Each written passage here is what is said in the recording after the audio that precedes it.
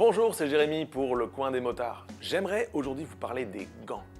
Les gants, qui de nous n'a jamais pesté quand le gouvernement a décidé que nos gants devaient être homologués?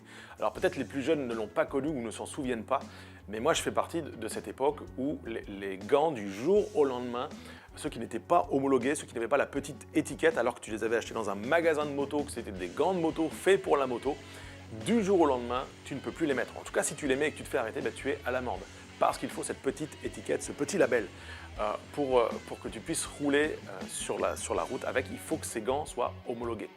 Ces fameux gants sont destinés à protéger nos mains, qui est un sujet sensible. Moi, par exemple, je suis motard, mais je suis également guitariste. M'abîmer les mains serait toujours dommageable, y compris pour gagner ma vie. Et quand on y réfléchit, on en fait plein de choses avec nos mains. Elles nous servent à bâtir ou à détruire, à repousser ou à accueillir, à donner ou à reprendre, à taper ou à caresser, à se réconcilier ou à séparer.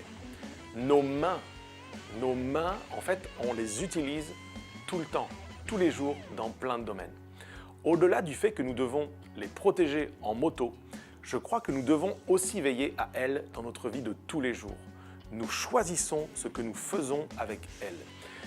Si tu as une journée à perdre, j'aimerais que tu relèves tout ce que tu fais avec tes mains. J'aimerais que tu puisses le noter, juste pour voir à quel point la liste est super longue. Tu te sers de tes mains tout le temps.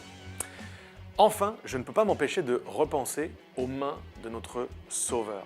La Bible nous dit ceci: ses mains ont été percées, afin que les nôtres ne le soient pas. La Bible nous dit qu'il a gravé nos noms dans ses mains, dans la paume de ses mains. Et je ne peux pas m'empêcher, moi, justement, à cause de ça, d'élever les miennes pour le remercier et pour lui rendre gloire. Alors, Jésus n'a pas porté de gants. Et il n'a pas porté de gants, il a été jusqu'au bout pour que nous soyons nous-mêmes protégés, que finalement, nos mains puissent être protégées et que nous puissions les élever en son honneur. Alors peut-être vous n'êtes pas habitués à ça, vous les motards, et je vous en supplie, mettez vos gants quand vous sortez. Et une fois que vous avez arrêté, vous avez fait votre tour en moto, que vous rentrez à la maison, eh bien peut-être enlevez les gants, posez-les sur la table ou à l'endroit où vous les rangez d'habitude. Et puis regardez vos mains simplement. Et choisissez de dire, bien avec mes mains, je veux faire quelque chose qui soit bon, quelque chose qui soit bien, quelque chose qui élève Dieu. Et peut-être même, ça pourrait commencer tout simplement en disant, mes mains, je vais simplement les élever pour rendre gloire, pour remercier celui qui a accepté que ses mains soient percées, celui qui m'a gravé dans la paume de ses mains. Peut-être un instant, tu peux aussi prendre tes mains comme ça et regarder et te dire que Jésus, en fait, quand il fait ça, bien, il voit ton nom dans ses mains. Et ça, mes amis, ça me donne une force, une assurance, une paix et une joie qui me pousse encore une fois à lever mes mains vers celui qui a accepté qu'elles soient percées pour moi et que je lui appartienne.